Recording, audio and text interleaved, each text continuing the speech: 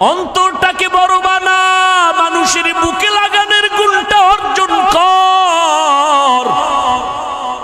লাথি মারার গুণ তো মদিনার গুণ না, গালি দেওয়ার গুণ তো মদিনার নবীর গুণ না, গালি না দেওয়া মদিনার গুণ। লাথি না দিয়া বুকে লাগাবি মদিনার আদর্শ। এই জমিনে জান্নাতের টিকিট পেয়েছেন 10 জন সাহাবা। আবু বকর জান্নাতের টিকিট পেয়ে মরণ পর্যন্ত শুধু কান্নার আওয়াজ। আমি আল্লাহর আদালতে কেমনে দাঁড়াবো, কেমনে হিসাব দিব। ওমর কাঁদতেছেন, উসমান কাঁদতেছেন, ওই অন্ধকার কবরে আমি কেমনে একা থাকবো। হযরত আলী কাঁদতেছেন, রাতের গভীরে কান্নার আওয়াজ। নবী কান লাগাইয়া নজর করে দেখেন আবু বকর তাহাজ্জুদে কান্না করে। এরে পর্দার আড়ালের আম্মা জানেরা, এরে আম্মা জান, ওই জাহান্নামী নারী এমন কোন গুনাহ নাই করে নাই। রাস্তা দিয়া চলতেছেন, হঠাৎ করে নজর করে দেখে রাস্তার কিনারা একটা কুকুর পানির পিপাসায় জিহ্বা বের করে কাঁদতেছে। জাহান্নামী গুনাহগার নারীটার অন্তরে মায়া হলো, দৌড়াইয়া গেল পানি আনার জন্য, কিন্তু কোনো পাত্র নাই। ওই গুনাহগার নারীটার পায়ে ছিল চামড়ার মোজা। মোজাটা খুলে পানি নিচে, হাতের নাগালে পায় না। মাথায় ছিল ওড়না লাগানো, ওড়নার মাথা মোজার সাথে গিরা লাগাইয়া এরপরে পুপের থেকে পানি উঠাইয়া কুকুরকে পান করাইয়া দিল। সাথে সাথে গাইবি আওয়াজ, মদিনার নবী বলেন, ও সাহাবায়ে কেরাম শুনো, এত বড় গুনাহগার বান্দিটা শুধু কুকুরকে পানি পান করাইলো আমার আল্লাহর মোহব্বতের জন্য। পানিটা পান করানোর সাথে সাথে গাইবি আওয়াজ, ও জাহান্নামী গুনাহগার, তোর জীবনের সব গুনাহ মাফ করে দেওয়া হলো।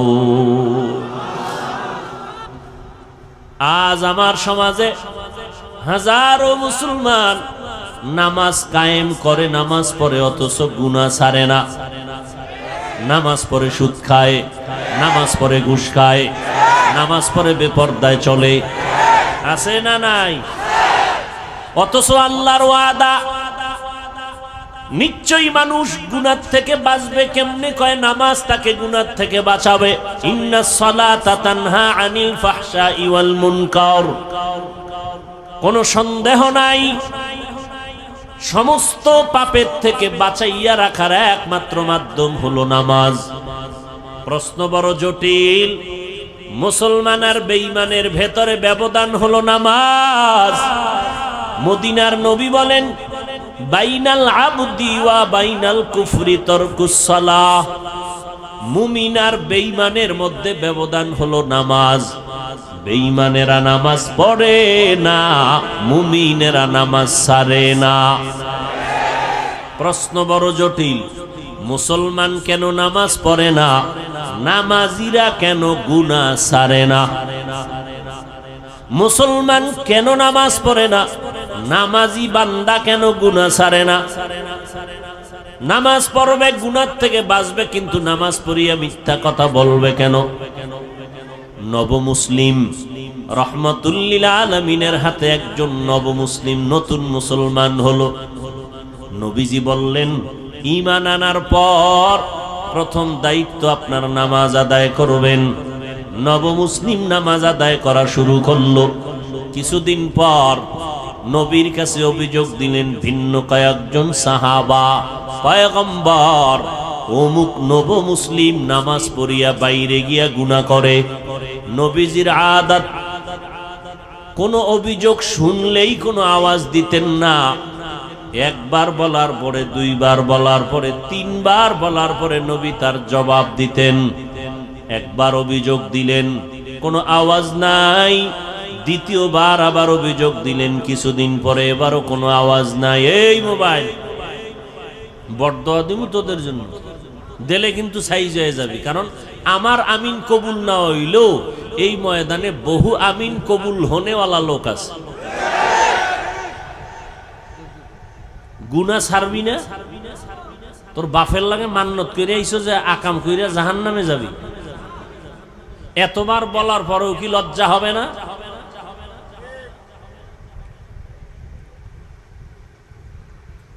ভাইরা আমার, ছোট ছোট বাচ্চার হাতে মোবাইল, এর মা এর বাবা বলে দায়িত্বশীল মা বাপ, সন্তানকে ধ্বংস করার জন্য আর কি দরকার? আল্লাহ সবাইকে হেদায়েত দান করুন। পয়গম্বরকে তৃতীয়বার যখন অভিযোগ দিলেন, নবমুসলিম নামাজ পড়ে বাইরে গিয়া গুনার কাজ করে, অভিযোগটা কতবার হলো বলেন? নবী এবার জবাব দিলেন, লম্বা চওড়া কথা না, নবীজি কথা বলতেন সংক্ষেপ, তার ব্যাখ্যা হতো অনেক বড়। নবী অল্প কথায় বলে দিলেন, সাহাবায়ে কেরাম কিছুই বলবেন না, তার নামাজ যেদিন ঠিক হয়ে যাবে সেদিন সে গুনাহমুক্ত হয়ে যাবে। মকুন সুসুতি নামাজে পাঞ্জে গানা, ফাওয়াইলুল লিল মুসাল্লিনাল্লাযীনা মুমিনারা ইনামাজ ইমদাদ দা ইস্তাঈনু আয়াতে কুরআন বাখা আয়াতে কদ আফলাহারা ইয়াদকুন গৌর কুন্দর মানি আজ দিল সাদেকুন। ভাইরা আমার, নবী জবাব দিলেন অল্প কথায়, যেদিন নামাজ ঠিক হবে সেদিন গুনাহমুক্ত হয়ে যাবে। তাহলে নামাজ পড়িয়াও গুনাহ করে, কারণ কি বুঝলেন? কি বুঝলেন কারণ? নামাজ ঠিক হয় নাই। জমিনের মধ্যে সর্বশ্রেষ্ঠ জায়গা মসজিদ। قال النبي صلى الله عليه وآله وسلم أحب البلاد إلى الله مساجدها وأبغض البلاد إلى الله أسواقها। পয়গম্বর বলেন, জমিনের মধ্যে শ্রেষ্ঠ জায়গা হলো মসজিদ, আর সব থেকে খারাপ জায়গা হলো বাথরুম। কি ঠিক? বাথরুম কি? বাজার। নবী বাথরুম রে খারাপ না বলে বাজারকে খারাপ কেন বললেন? এর একমাত্র কারণ, মানুষ বাজারে গিয়া যেই পরিমাণ গুনাহ করে ফেলে ওই পরিমাণ গুনাহ বাথরুমে হয় না। উত্তম জায়গা আল্লাহর ঘর, যেখানে সেজদা দেয় মানুষ সেখানে কম যায়, বাজারে বেশি যায়।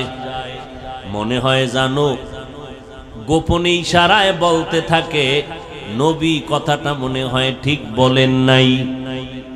নবী যদি আমগো মনের মতো বলতেন, খারাপ জায়গা হলো মসজিদ, ভালোটা হলো বাজার।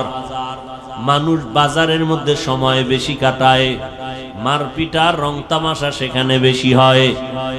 এবার বলবেন বাজারে তো নবীও যাইতেন, আমরা হুজুরেরাও তো বাজারে যাই, ব্যবসা করি। আবু বকর ব্যবসা করেছেন, আমাদের মাযহাবের ইমাম আবু হানিফা রাহমাতুল্লাহ আলাইহি ব্যবসা করেছেন, বাজারে যাইতেন সব নবীরা, সব আল্লাহওয়ালারা। এরপরও কেন বাজারকে খারাপ বললেন? বাজারে যাইতে নিষেধ নাই ও বান্দা, বাজারে গিয়া গুনাহ করা তোমার জন্য নিষেধ। জরুরত সারার জন্য বাজারে যাও, আবার ব্যাক করে ঘরে যাও, ওখানে বাজে কোনো কথা যেন না হয়, কারণ ব্যবসা করা হালাল। আহাল্লাল্লাহুল বাইআ ওয়া হাররামার রিবা, ব্যবসা আল্লাহ হালাল করেছেন, সুদ আল্লাহ হারাম করে দিয়েছেন। এরে নবীর আশিক, উত্তম জায়গা আল্লাহর ঘর, কিন্তু এই জায়গায় মানুষ ঢুকতে গিয়েও কোনো আল্লাহর ভয় অন্তরে রাখে না। আল্লাহর ঘরে যারা যাবে এরা জমিনের কোনো মেহমান না, এরা আমার মালিক রব্বুল আলামিনের মেহমান। এমপি সাহেব ডাকলে মানুষ কত সুন্দর সজ্জিত হইয়া এমপি সাহেবের ডাকে সাড়া দেয়। ও মানুষ, আপন কোনো আত্মীয়র বাড়ি গেলে পুরান জামা বাদ দিয়া নতুন ড্রেস পরিয়া যায়। আমার আল্লাহর বাড়ি নামাজে যারা যাও, তোমরা গেঞ্জি পরে যাও কেন? ময়লা জামা নিয়ে যাও কেন? আল্লাহর মেহমান তো আল্লাহর ঘরে আল্লাহর সাজে সজ্জিত হয়ে যাওয়া দরকার। সেখানে গেঞ্জি পরে যায়, টুপি নাই, জুতা নাই, আবার গেঞ্জির ভিতরে কত বাঘ ভাল্লুক বানরের ছবি, আবার কত ইংরেজি লেখা আছে না নাই? এই হলো নামাজের হালাত। হ্যাঁ, সবার শেষে যায় আবার সবার আগে বের হয়। 5 বেলার নামাজ তো নাই, ওই জুমার দিন যায় তাও সুন্নতের খবর নাই। সালামের পরে 2 রাকাত ইমাম সালাম দিল, বের হয়ে চলে গেল। জুমার সময় এত মানুষ, এরা ফজরেও নাই আবার আসরেও নাই। এই নামাজ দিয়া মানুষ গুনাহ থেকে ফিরবে না। আল্লাহর নবী বলেন কিয়ামতের দিন এই নামাজি তাকে জাহান্নামে নিয়ে যাবে।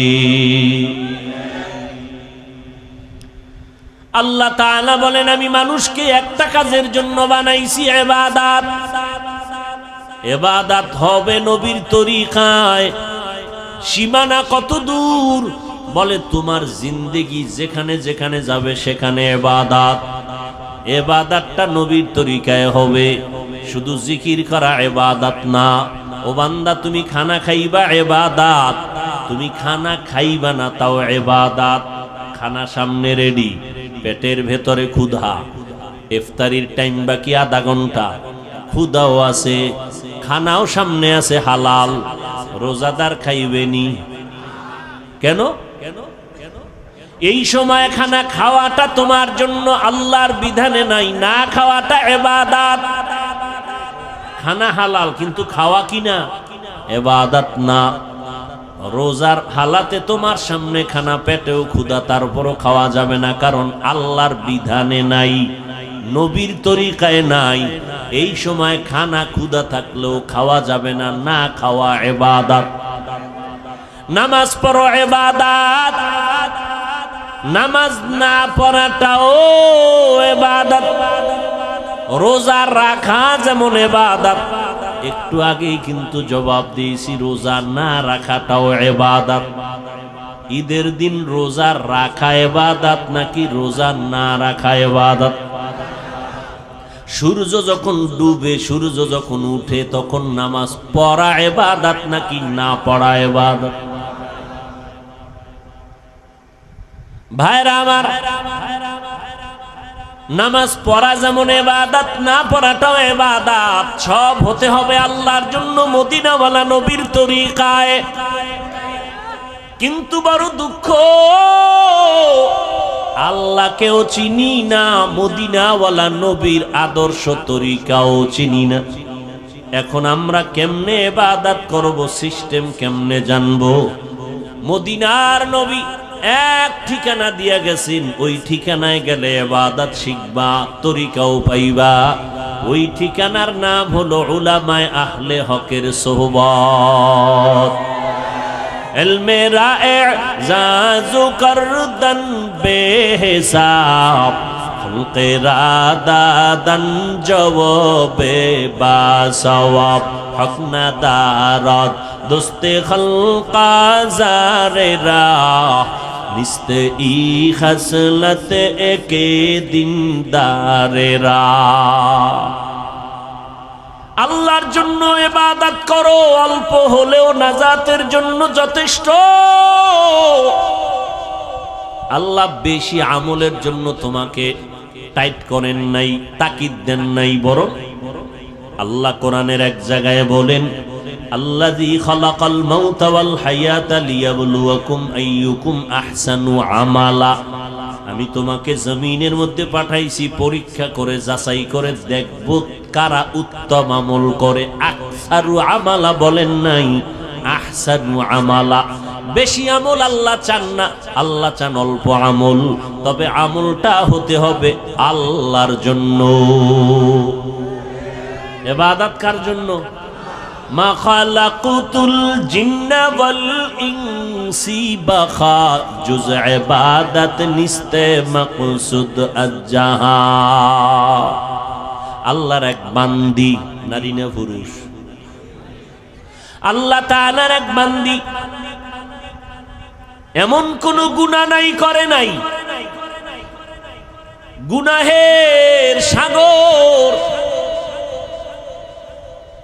জঘন্যতম গুনাহের মধ্যে লিপ্ত হয়ে নারীটার জিন্দেগিটাকে গুনাহের ফাউন্ডেশন বানায় ফেলল। হেদায়েতের মালিক কে? আর জোরে বলেন, মান ইয়াহদিল্লাহু ফাহুয়াল মুহতাদ ওয়া মান ইউদ্লিল ফালান তাজিদা লাহু ওয়ালিয়াম মুরশিদা। আল্লাহ চাইলে হেদায়াত দিবেন তো হয়ে যাবে, আল্লাহ যদি চান না হেদায়াত দিবেন না, সে হেদায়াত পাবে না। আল্লাহ যদি হেদায়াত না দেন, পৃথিবীর কারো ক্ষমতা নাই তাকে হেদায়াতের দরজা দিয়ে ঢুকাবেন। ভাইরা আমার, আমার নবী যার কোনো তুলনা নাই, যেই নবীর মতো নবী নাই। কেমন নবী আমার, যে নবীর চেহারা মোবারকে একটা নজর দিলে দীর্ঘদিনের ক্ষুধা নিবারণ হয়ে যায়। আরো আস্তে করে বলেন, কেমন নবী আমার। কপাল বড় খারাপ, আমরা সেই নবীরে চিনলাম না, বহু বিধর্মীরা চিনে চিনে আজ কালেমা পড়েছি। মুসলমানের ঘরে জন্ম নিয়া নবীকে চিনলি না রে যুবক। যদি নবীকে চিনতে রে বাবা, ওই নবীর আদর্শ জবাই করতা না, বেঈমানের পা চাটা গোলাম হইতা না। কেমন মায়ার নবী আমার, 23 বছরে এমন এক আদর্শ নবী রেখে গেলেন, কিয়ামত পর্যন্ত নতুন কোন আদর্শের প্রয়োজন হবে না। আমার নবীর আদর্শই পাওয়ারফুল এবং পারফেক্ট, কিয়ামত পর্যন্ত কোনো সংশোধনী লাগবে না। যদি কোনো মুনাফিক আওয়াজ দিয়ে কয় সেই 1500 বছর আগের ইসলামটাকে একটু মডিফাই করা দরকার, সেই মুহাম্মদের 1500 বছর আগের পুরানো আদর্শ একটু চেঞ্জ করা দরকার, জুতা হাতে নিয়ে জানায় দাও রে বেঈমান, তোর বিবেকটাকে পরিশুদ্ধ করা লাগবে, চেঞ্জ করা লাগবে। মুহাম্মদের আদর্শ কিয়ামতের আগে চেঞ্জ করার প্রয়োজন হবে না। এই কোন ইহুদি, কোন খ্রিস্টান, কোন হিন্দু, কোন বৌদ্ধ, কোন বিধর্মী আজ পর্যন্ত বলার সাহস পায় নাই মুহাম্মদের আদর্শকে চেঞ্জ করো। কে পেয়েছে? ইসলামের ব্যানারওয়ালা একদল মুনাফিকরা বলে 1500 বছর আগের সেই ইসলামকে মডিফাই করা দরকার।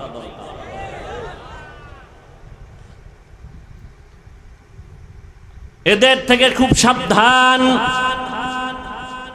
ওই নবীর আদর্শ এত পাওয়ারফুল এবং পারফেক্ট, 1500 বছর পর আজও সেই নবীর আদর্শের কারণে এত গরমের মধ্যেও হাজার হাজার মানুষ বসে আছেন। টাকার লোভ নাই, খাওয়ানোর কোনো ফিকির নাই, বসার জায়গাও ভালো না। কোন এমপি সাহেব এতগুলো মানুষ যদি এক জায়গায় বসায় রাখতে চাইতেন, আসা যাওয়ার অগ্রিম গাড়ি ভাড়া দিতে হতো, ঠিক নি? বসার জন্য ভিআইপি ব্যবস্থাপনা, এরপরে ফাঁকে ফাঁকে নাস্তা, না হয় চেয়ারের বাড়ি, এরপরে নিয়ন্ত্রণের জন্য কত আইন শৃঙ্খলা বাহিনী। কিন্তু তাকাইয়া দেখো এতগুলো মানুষ এখানে বসছে, আসা যাওয়ার ভাড়া দেওয়া হয়েছে, বরং ফাঁকে দিয়া কিছু টাকা রেখেও দিল দ্বীনের নিসবতে দান হিসাবে। অনেক আবেগওয়ালা মুমিন পুরা টাকা দিয়া দিয়েছে দ্বীনের জন্য, প্রয়োজনে হেঁটে হেঁটে ঘরে যাবে। বসার ভিআইপি ব্যবস্থা, কথা বলেন না কেন?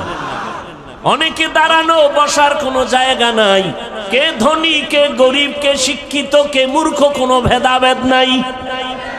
ফাঁকে ফাঁকে কোনো পানীয় নাস্তার আয়োজন, নিয়ন্ত্রণের জন্য কোনো আইন শৃঙ্খলা বাহিনী।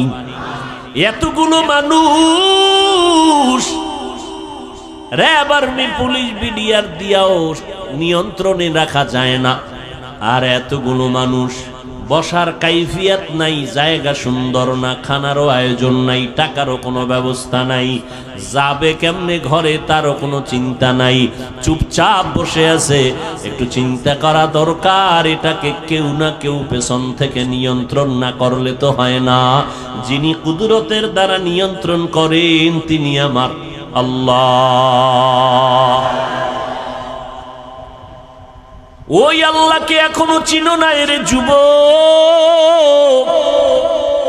কই আজকে এত দুশ্মন সারা দুনিয়া জুড়ে?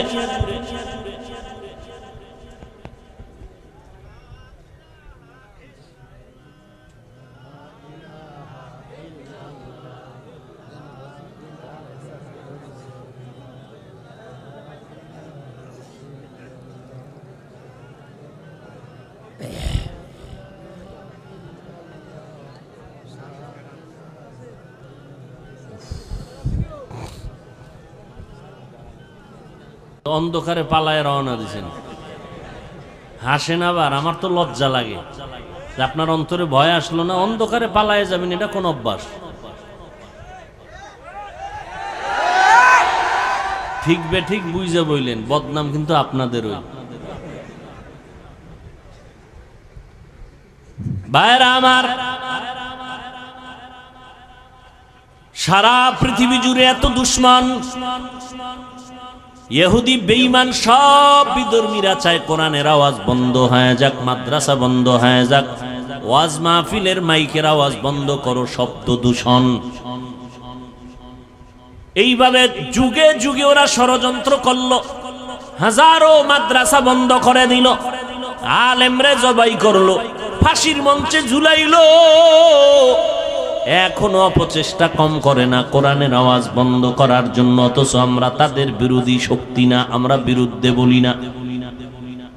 এতক্ষণ বয়ান করলাম, আরো করি, করতেছি, করব। কই হিন্দুদের বিরুদ্ধে বলি নাই, খ্রিস্টানের বিরুদ্ধে বলি নাই, ইহুদির বিরুদ্ধে বলি নাই, বৌদ্ধদের বিরুদ্ধে বলি নাই। এমন কি আমাদের ভেতরগত মুসলমানের ভেতরে কত দল আর কত মত। পাঁচকল্লি টুপি মাথায় দিয়ে বয়ান করতেছি, কোনদিন ভিন্ন টুপিওয়ালার বিরুদ্ধে বলি নাই। অথচ তাদের কাছে একটু জিজ্ঞাসা করতে মনে চায়, তুমি আমার সাদা টুপির বিরোধিতা কেন করো?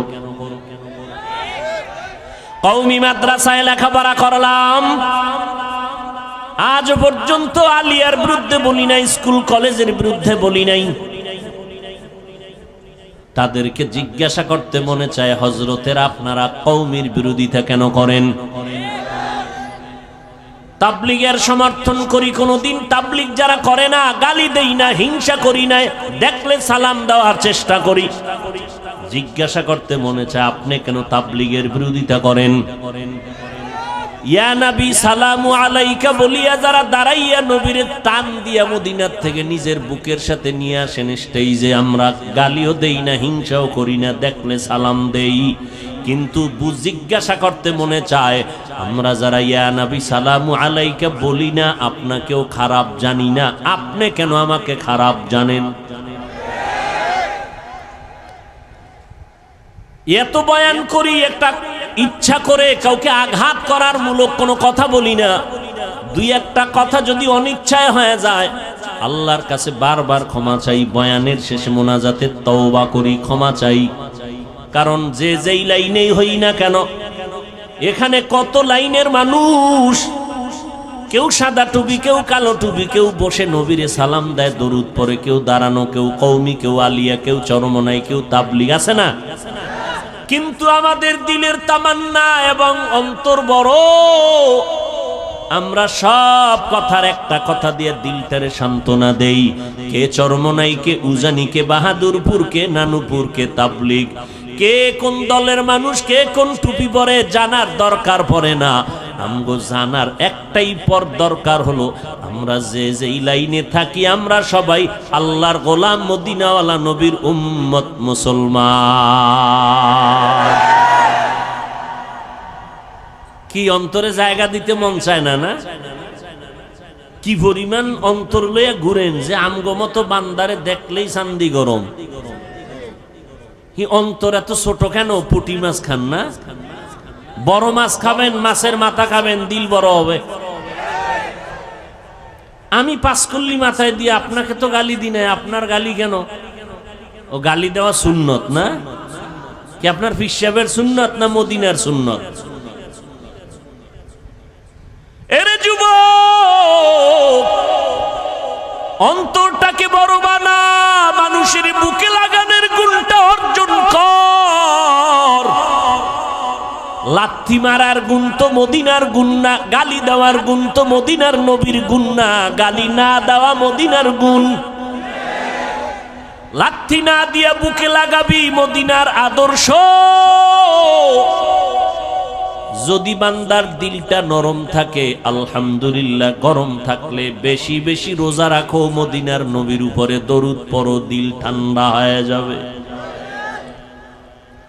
দরুদ পড়লে কি জেলাভি লাগবে? এটা কোন কথা? হাঁটতে, চলতে, উঠতে, বসতে সব সময় নবীর দরুদ পড়ো। দরুদ কম হবে না বেশি? দরুদ পড়লে কি দাঁড়াইতে হইব? তাহলে ঘুমাবাও দাঁড়াইয়া। কেউ যদি বিছানায় শুয়া শুয়া দরুদ পড়ে, সওয়াব হবে না গুনাহ? যত পারো দরুদ পড়ো। এরপরেও মা বাবা সন্তানের মাঝে ঘরের ভিতরে তর্ক হয়নি। এই যুবকেরা সোজা হ, দিল সোজা কর, তোর মাথা সোজা করতে কই নেই। ঘরের ভিতরে সন্তান মা বাবার ভেতরে, ঘরের ভেতরে বসে তর্ক হয়নি। তর্ক হইলে কি সন্তানেরা ফেসবুকে লেখে বাবার বিরুদ্ধে, মায়ের বিরুদ্ধে, মাইক লাগায়। তা চারদিকে দুশ্মন আর দুশ্মন, ক্যামেরা ফিট করা সাংবাদিক, গোপন হলুদ সাংবাদিক, দোষ পাইলে তিলেরে তাল বানাবে। আমরা বিতর্গত যদি টুকটাক দ্বন্দ্ব হয়, এটা ফেসবুকে লেখো কেন? ও, তোমার লজ্জা নাই এই কারণে? তো লজ্জাপতি গাছ আছে আমগো কুয়াকাটা আছে, হ্যাঁ, এই গাছের শিকড় খাও দুইয়া দুইয়া। পয়গম্বর বলেন, লা ঈমানা লিমান লা হায়া আলা। আল্লাহর কসম, আমার সোনার বাংলাদেশে নাস্তিক আছে হাতে গোনা কয়েকটা, বেশি। মাদ্রাসা কম।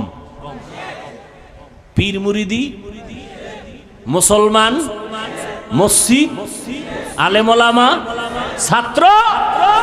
আমাদের সামনে কথা বলতে হলে তো অনুমতি নেওয়া দরকার ছিল, কথা ঠিক না?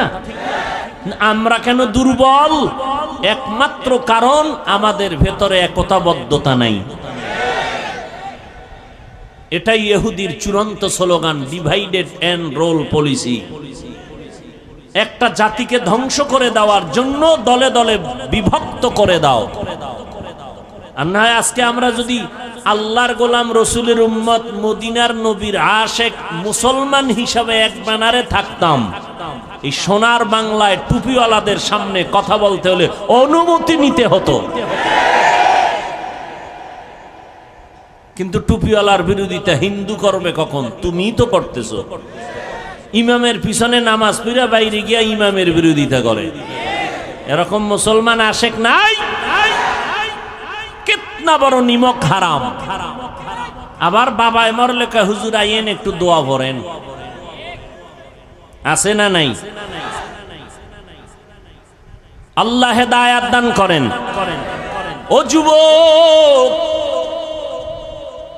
তুমিও মুসলমান, আমিও মুসলমান। তোমার আল্লাহ আমার আল্লাহ আলাদা না, এক। তোমার নবী আমার নবী এক, তোমার কোরআন আমার কোরআন এক, তোমার কাবা আমার কাবা এক, তোমার ধর্ম আমার ধর্ম এক। তুমি আমি দুনিয়াতে আসছি এক। নাকি লঙ্গি ভরে আসছো? বিদায় বেলাও সিস্টেম হবে এক। কাফন হবে কয়টা? কথা কয় না। কালার হবে আলাদা। তাবলিগলাদের কাফনের কালার আলাদা। এই দেশে নামদারি সুন্নি যারা, তাদের কাফনের কালার হবে আলাদা, কালো। কাফনের সংখ্যা 3টে, কালারও সবার এক। কে তাবলিগ, কে চরমনাই, কে ওয়াহাবি, কে সুন্নি, কে কওমি, কে আলিয়া, কে আওয়ামী লীগ, কে বিএমপি, কে এমপি, কে মন্ত্রী, কে ধনী, কে গরিব, কে মাওলানা, কে মুফতি, কে বক্তা, কে শ্রোতা। কাফনের ভিতরে যেদিন ঢুকবি সেদিন দেখবি বাহাদুরি আর সে। কাফনের উপরে লেখা থাকবে পিসা হুজুরের লাশ। হ্যাঁ, শেষ বাহাদুরি, সব শেষ। কাফনে ঢুকছো, কার লাশটা ফকিন্নির, কারটা ধনির, কোনো লেখা আছে? এবার কবরের সাইজও হবে এক। কবরের মধ্যে রেখে মাটি পাড়াইয়া দিবে, শুধু পীর সাহেবের সাথে একটা মাইক লাগানো থাকবে, টেলিফোনের যোগাযোগ করবে। কবরের ভিতরে একটা ব্লুটুথ সিস্টেমের মেশিন থাকবে যোগাযোগের জন্য। হ্যাঁ, সব কবরের সাইজও সমান। মাটি দিয়া যখন সবাই বিদায় হবে, 2জন ফেরেশতা সবার কবরে আসবে। পীর সাহেবের যেই প্রশ্ন করবে, মুরিদেরও সেই একই প্রশ্ন করবে। হিন্দু বৌদ্ধ খ্রিস্টান সবার বেলায় প্রশ্ন 3টা, সব একই প্রশ্ন, কমন প্রশ্ন। রবের পরিচয় দাও, ধর্মের পরিচয় দাও, রাহমাতুল লিল আলামিনের পরিচয় দাও। তুমি কয় টাকার মালিক, কত এলেম ওয়ালা, জানার দরকার। প্রশ্ন 3টা। পরীক্ষা চলতেছে না ছেলেরা এখন? ও যুবক, দুনিয়ার পরীক্ষার প্রশ্নপত্র ফাঁস হইয়া গেলে আগুন জ্বলে সবার অন্তরে। প্রশ্নপত্র ফাঁস হয়ে গেল, পরীক্ষার মান দুর্বল হয়ে গেছে। আমার মাওলার সিস্টেমটা কি তাকায় দেখ রে যুবক। আমার আল্লাহ কবরের 3টা প্রশ্ন ফাঁস করে দিলেন। 3 প্রশ্ন সবাই জানায় দিলেন, আল্লাহ জানায় দিলেন। ও হিন্দু, তোমারও 3 প্রশ্ন, মুসলমান তোমারও 3 প্রশ্ন। প্রশ্ন 3টাই সমান। জানাইয়া দেওয়ার পরেও যদি কবরে গিয়া জবাব দিতে না পারো, একটু চিন্তা কর ফিডার ওজনটা কত কঠিন। প্রশ্নপত্র ফাঁস করার পরেও যদি জবাব দিতে না পারো, জবাব কে দিতে পারবে? যে পারবে সে জান্নাত পেবে, যে পারবে না সে পাবে না। কে পারবে? আমি হুজুর।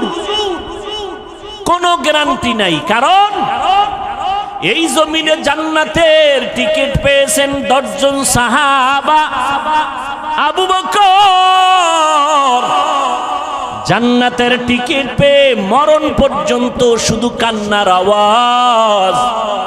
আমি আল্লাহর আদালতে কেমনে দাঁড়াবো, কেমনে হিসাব দিব। ওমর কাঁদতেছেন, উসমান কাঁদতেছেন। ওই অন্ধকার কবরে আমি কেমনে একা থাকবো। হযরত আলী কাঁদতেছেন, অথচ তাদের নামে জান্নাতের টিকিট রেডি। কয়জন? জোরে কও যুবকেরা। রাতের গভীরে কান্নার আওয়াজ। নবী কান লাগাইয়া নজর করে দেখেন আবু বকর তাহাজ্জুদে কান্না করে। জান্নাতের টিকিট পেয়ে যদি কাঁদেন, তো আপনার আমার উপায় কি? ও বাহাদুরেরা, এরে পর্দার আড়ালের আম্মা জানেরা আসেনি? এরে আম্মা জান, ওই জাহান্নামী নারী এমন কোন গুনাহ নাই করে নাই। রাস্তা দিয়া চলতেছেন, হঠাৎ করে নজর করে দেখে রাস্তার কিনারা একটা কুকুর পানির পিপাসায় জিহ্বা বের করে কাঁদতেছে। জাহান্নামী গুনাহগার নারীটার অন্তরে মায়া হলো। দৌড়াইয়া গেল পানি আনার জন্য, কিন্তু কোনো পাত্র নাই। ওই গুনাহগার নারীটার পায়ে ছিল চামড়ার মোজা, মোজাটা খুলে পানি নিচে, হাতের নাগালে পায় না, মাথায় ছিল ওড়না লাগানো। ওড়নার মাথা মুজার সাথে গিরা লাগাইয়া এরপরে কূপের থেকে পানি উঠাইয়া কুকুরকে পান করাইয়া দিল। সাথে সাথে গাইবি আওয়াজ, মদিনার নবী বলেন, ও সাহাবায়ে কেরাম শুনো, এত বড় গুনাহগার বান্দিটা শুধু কুকুরকে পানি পান করাইলো আমার আল্লাহর মোহাব্বতের জন্য। পানিটা পান করানোর সাথে সাথে গাইবি আওয়াজ, ও জাহান্নামী গুনাহগার, তোর জীবনের সব গুনাহ মাফ করে দেওয়া হলো। এই জন্য কোন ছোট নেক আমলকে ছোট মনে করে ছেড়ে দিবেন না, কারণ একটা ছোট আমল যদি আল্লাহ কবুল করে দেয় এটাই আপনার জন্য বড় পাওয়া। আবার ছোট গুনাহকে গুনাহ মনে করে করবেন না, কারণ একটা ছোট গুনাহে যদি আল্লাহ ধইরা ফেলায় আপনার জীবন শেষ। আল্লাহর আর একজন বান্দি জীবনভর নেক আমল করেছে, আগের বান্দি জীবনভর গুনাহ করছে, আর এই বান্দি জীবনভর নেক আমল করেছে। মরণের আগে সামান্য একটা অপরাধ করলো, আল্লাহর ভিন্ন একটা মাখলুক একটা বিড়ালকে ঘরের মধ্যে বাইন্দা খাঁচায় আটকায়া দিছে, নিজেও খানা দেয় না, বিড়ালটা বাইরে গিয়ে খাবে সেই সুযোগও মহিলাটি দেয় নাই। বিড়ালটা খাঁচায় বসে ধুকে ধুকে না খেয়ে মরে গেল। মদিনার নবী বলেন, ও সাহাবায়ে কেরাম, মহিলার জীবনের এত নেক আমল এই সামান্য একটু অন্যায়ের কারণে আল্লাহ সব আমল বরবাদ করে মহিলাকে জাহান্নামী বানায়া দিছে। একটা বিড়ালকে কষ্ট দিলে যদি এই অবস্থা হয়, ও মানুষ, তুমি মানুষ হইয়া মানুষকে কিভাবে কষ্ট দাও? মানুষের ইজ্জত দিয়ে কেমনে তুমি সিনিমিনি করো? মানুষের ইজ্জতের উপরে কেমন হামলা করো? আমার আল্লাহ তো বিচারক আছে, তোমার এত পেরেশানি কেন? সাধারণ মানুষের ইজ্জত নষ্ট করো, সেখানেও কিছুটা চিন্তা করার সুযোগ আছে, কিন্তু আলেমের ইজ্জত নিয়ে যদি টানাটানি করো তোমার উপায় কি হবে রে বাবা? আল্লাহ তাআলা সব কথার একটা শেষ মোহাব্বতের ডাক দিয়া বলে, বান্দা এত কথা শুই না, ভয় পাইস না, আয় তওবার দরজা দিয়া ঢোক।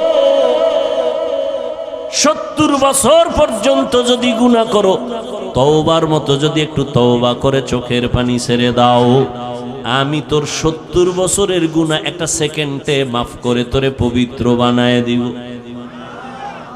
ও যুবক, ও পর্দার রানের আম্মা জানেরা, কয়দিন আর বাহাদুরি করবেন?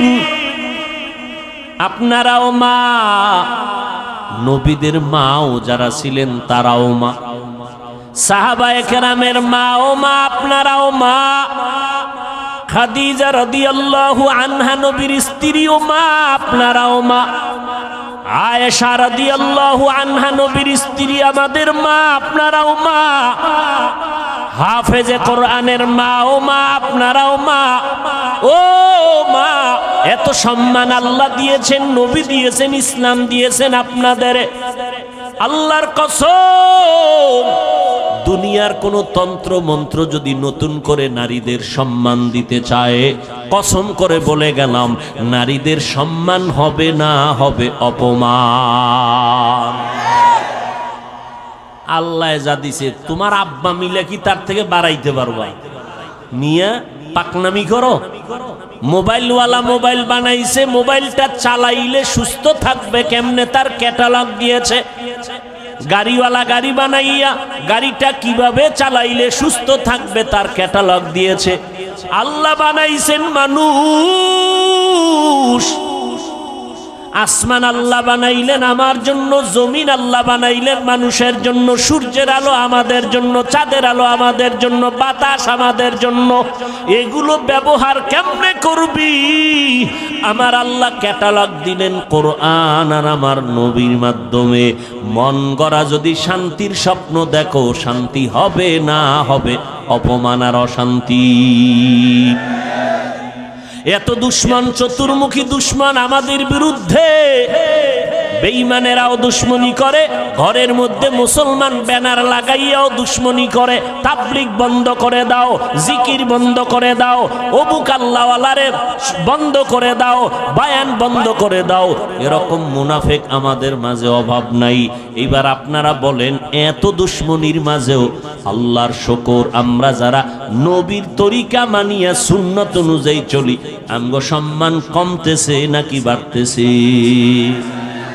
আর কেমনে দেখাইলে আপনারা সুন্নত মানবেন? আর কিভাবে বললে রসুলের সুন্নত মানবেন? ও যুবক, নবীর সুন্নতের থেকে আরো কোনো ভালো আদর্শ আছে কিনা বলো, তাহলে আমি নবীরটা বাদ দিয়া তুমি দাও, আমি সেটা গ্রহণ করব। নবীরটা ভালো না হয়ে যদি আরো কারোটা ভালো হয় দাও, আমি নবীরটা বাদ দিয়া তোমার সেটা গ্রহণ করব। দাও। তুমি কেন? পৃথিবীর কেউ পারেনি, পারবে না। এক কথায় বলে দেই, পৃথিবীর কিয়ামত পর্যন্ত যত আদর্শ আসবে, আসছে, সবগুলো নাপাক। একমাত্র মদিনার নবীর সুন্নত আর আদর্শই হলো পাক। অতএব তুমি নবীর সুন্নাত মানবা না তো হিন্দুরা মানবে। আমার নবীর তরিকা, কেমনে চুল কাটবা, কেমনে চুল রাখবা, নবীর সুন্নাত নাই। নবীরটা ভাল লাগে না? বেঈমানের পা চাটো, আবার দাবি করো আশেকে রসুল। লজ্জা করে না? লজ্জাপতি গাছের শিকড় খা। আঙ্গুলের নখগুলো কেমনে রাখবি রে যুবক? আল্লাহরে সাক্ষী রেখে বল, নখ কাটার মধ্যে আমার নবীজির আদর্শ আছেনি? বেঈমানেরটা মানো কেন? মুহাম্মদেরটা ভাল লাগে না, আবার আশেকে রসুল দাবি করো। এই চাপাবাজির ভ্যালু কি? আমার নবীর সুন্নত, পানিটা কেমনে পান করবা সেখানেও নবীর সুন্নত, জুতা দুইটা কেমনে পায়ে পরবা সেখানেও নবীর সুন্নত, জামাটা কেমনে খুলবা পরবা সেখানেও নবীর সুন্নত। মানলে তুমি সুন্নি, মানবা না তুমি নবীর বড় দুশ্মন।